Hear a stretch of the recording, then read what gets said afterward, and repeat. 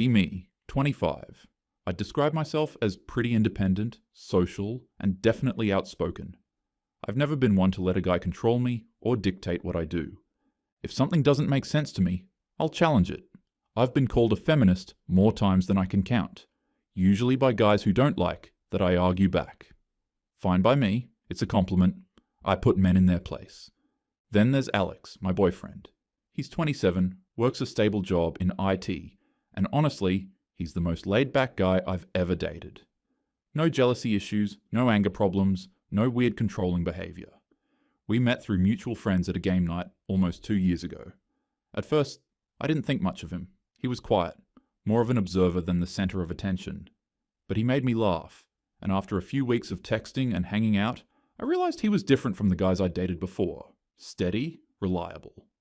He also opened up early on about a bad relationship in his past. His ex had lied to him, gone behind his back, and left him paranoid for a long time. So when we started dating, I expected him to carry that baggage. Instead, he went the opposite way. He trusted me completely. He didn't check my phone, didn't interrogate me when I went out, didn't freak out if I posted a picture on Instagram where I looked good. We've been together almost 2 years now, and I always thought I'd struck gold. My friends constantly complained about their boyfriends being paranoid or insecure, but Alex wasn't like that. He'd just smile and say, "Go have fun, text me when you're home safe." And to me, that was everything. I used to brag to my girlfriends about how mature he was compared to their boyfriends. That's why whenever I saw guys online whining about not being able to trust women, I'd laugh. Like, maybe your girlfriend cheated because you suffocated her, but that's not my relationship.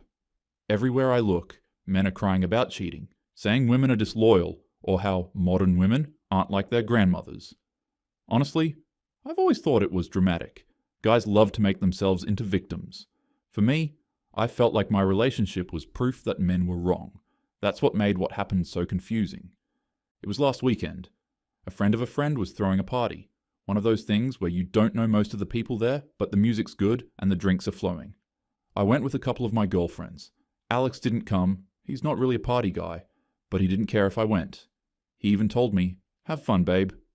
At the party, I met this guy, Jason. He wasn't even my type, but he had this confident energy, was decent looking too. He walked right up, started joking with me, offered me a drink. Normally, I'd shrug someone like him off, but he was persistent. Every time I moved to another group, he'd circle back. I noticed myself laughing at his jokes, letting him stand a little too close. At one point, he brushed my arm while handing me a cup, and my brain flickered with, "Is this going too far?" But then I thought, "Nah, it's fine. I'm just being friendly." Alex trusts me. By then, I'd already had a couple of drinks, and my guard was slipping. Normally, on nights out, I'd text Alex at least once just to check in, even if he never asked me to. That night, I didn't. I remember glancing at my phone and thinking, no need. He trusts me. Jason stuck by me the whole night, refilling my drink and pulling me into conversations with his friends. My girlfriends teased me. "Oh, someone's got a shadow." And I noticed them exchanging those little side-eye looks whenever Jason leaned in too close or made another joke. They whispered and giggled, but I ignored it. Still, every time he brushed my arm or leaned closer, I had that flicker of, should I stop this? And every single time, I pushed it down with the same thought. It's fine. Alex wouldn't care if it doesn't mean anything. Around midnight, the music slowed down. People were breaking off into smaller groups. Jason leaned closer and said, "Want to get some air?" We stepped outside. It was quiet compared to the noise inside. He lit a cigarette, offered me one, and we just talked. He asked if I had a boyfriend. I hesitated. For half a second, I thought about shutting it down. But then, I heard myself say, "Yeah, but it's not that serious." Even as I said it, I felt a pang of guilt. Alex and I were serious, but in that moment, with Jason looking at me like I was the only girl there, I convinced myself it was harmless. Just words. He laughed, said something like, "Then he's not doing his job," and the way he said it made me feel wanted. He leaned in closer, and then Jason kissed me. I didn't pull away. One kiss turned into more, and before I knew it, he was tugging my hand, leading me toward the street. We got into a cab. My heart was pounding, and not from guilt, from adrenaline. I stared out the window while Jason talked, and in my head, I started rehearsing excuses. Alex doesn't even like parties. He wouldn't care if I had fun. He's not insecure like other guys. It's just one night. He'll never even know. When Jason reached for my hand, I thought, okay, maybe this is where I stop it. But then I argued with myself. It doesn't count.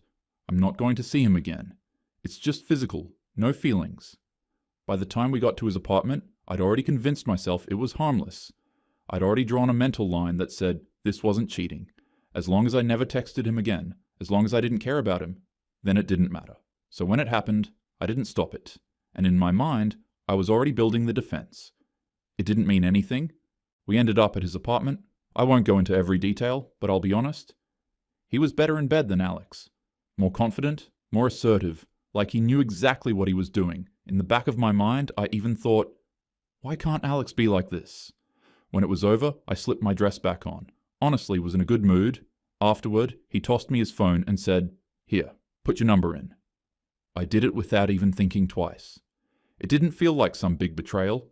It was just easier than making it awkward. And honestly, exchanging contacts didn't mean anything. I wasn't going to text him. I didn't see myself ever meeting up again, and I definitely wasn't about to catch feelings. That's the thing. It was purely physical. No emotions, no strings. To me, that meant it didn't count. The next morning, I told myself it was nothing. I laughed it off with my girlfriends when they asked what happened. I literally said, it doesn't count, because to me, it didn't. I wasn't going to text Jason. I didn't care about him. I wasn't going to see him again. I went home to Alex like normal, made us breakfast, asked about his day. He didn't suspect a thing. Why would he? He trusted me, and I wasn't about to ruin that over one meaningless hookup. Except later that week, it all unraveled. I was sitting on the couch, scrolling through my phone when Alex came in from work. He didn't sit down. He just stood there, still in his jacket, looking pale. Did you sleep with someone else? The question punched me in the chest. My stomach dropped, but I forced a laugh. What? Number? Why would you even ask that? He didn't blink. Mark saw you. At the party. He said you left with some guy, Mark, his co-worker. My mind scrambled. I realized then I couldn't lie. Alex already knew, so I sighed and rolled my eyes, like it was nothing. Okay, yeah, I left with him. But Alex, it wasn't a big deal. I was drunk. It didn't mean anything. His face twisted. You cheated on me. He didn't raise his voice, but I could see it all over his face. His jaw was tight, his eyes looked wet, and his hands were shaking slightly at his sides. He didn't even sit down like he usually would after work. He just stood there, staring at me like the floor had dropped out beneath him. Then he said it, almost like he was choking on the words, "You were the one person I thought I didn't have to doubt." I hated how quiet he sounded, how broken, but instead of letting it sink in, I snapped right back. I shot back immediately. No, I didn't. Cheating is sneaking around, having another relationship, lying for months. This was one night, just physical. It's not the same. He stared at me like I was insane. You slept with another man. How is that not cheating? I felt myself getting defensive. Because it didn't matter. I don't even know his last name. I don't care about him. You and I are solid. Why would you throw away 2 years over a meaningless hookup? He dropped his keys on the counter and rubbed his face. His voice cracked. I built everything on the idea that you were different, that I didn't have to doubt you. And you proved me wrong in one night. That line stung, but I wasn't going to give in. Seriously? You're acting like I betrayed you when I've never lied. I've never hidden anything. I've always been upfront. If you can't handle one mistake that doesn't even matter, then maybe you're not as secure as I thought. He shook his head like he didn't recognize me. We're done. And then he walked out. I just sat there on the couch, stunned. 2 years, gone, over one night, over something that didn't even mean anything. I couldn't believe he was serious.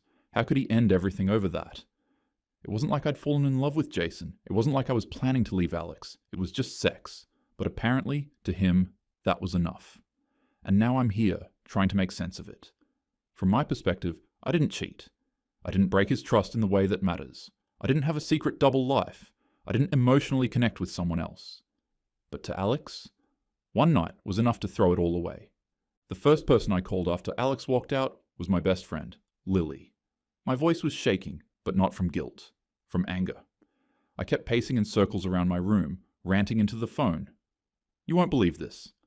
Alex literally ended things. Over nothing. Like, Are you serious? 2 years down the drain because of one stupid night that didn't even mean anything? Lily gasped. Wait. What? He actually broke up with you? Yes, I snapped. He acted like I murdered someone. I tried to explain. I told him it was just physical, but he kept throwing the word cheating at me like it's the same thing. He knows I've hugged my guy friends before, and he never had a problem with that. How was I supposed to know this was any different? Lily jumped right in to defend me. Exactly. He let you be close with other guys before. He never set boundaries. So how can he suddenly flip and decide what's okay and what's not? That's not fair. I felt a rush of relief hearing her say that. Right? I didn't do anything emotional. It was one night. Nothing deeper. He made me feel like I destroyed his life, when really, he just overreacted. By the time I finished venting, Lily had rallied 2 more of our friends, Jenna and Chloe, onto a group call. All 3 of them were basically gassing me up, telling me Alex was insecure, that guys have fragile egos, that they cheat all the time and expect women to just forgive it. Jenna even said, honestly, if it were the other way around, he probably wouldn't have even told you. Men love to hide their mistakes. You were up front. That should count for something. I clung to every word. It felt good having people validate me, remind me I wasn't crazy. But the more they hyped me up, the more pissed I became at the person who caused all this in the first place, Mark. Alex wouldn't have known a thing if Mark hadn't stuck his nose where it didn't belong. He could have kept quiet, but no. He had to run back and tell Alex he saw me leave with Jason. I was fuming. That's it, I told my friends. I'm confronting him. He ruined everything. They didn't even hesitate. We'll come with you. The next evening, we showed up outside the bar where Mark usually hung out after work. I spotted him instantly, sitting at a corner table with a beer, scrolling through his phone. I marched right over, my friends trailing behind me like backup. You, I snapped, slamming my hand on the table. What the hell is your problem? He looked up, startled. Excuse me? You know what I'm talking about. You had no right to tell Alex what you thought you saw. Do you enjoy ruining people's relationships? Mark set his phone down slowly, calm in a way that made my blood boil even more. I didn't ruin anything. You did. My jaw clenched. It was none of your business. It became my business, he said flatly, the moment I saw my friend's girlfriend leave a party with another guy. What was I supposed to do? Pretend I didn't see it? Let him stay in the dark while you laughed behind his back? Lily jumped in, backing me up. You don't know the full story. It wasn't that deep. She didn't have feelings for the guy. Mark turned to her, then back to me. Feelings or not, she went home with someone else. That's cheating. Period, I scoffed, crossing my arms. No, it's not. Cheating is lying, sneaking around, building some secret double life. This was one night. Just physical. He knew I've always been touchy with my guy friends, and he was fine with it. How was I supposed to know this crossed the line? Mark's expression hardened. Don't twist this. Hugging a friend and sleeping with a stranger are not the same thing. Are you calling us stupid, or what?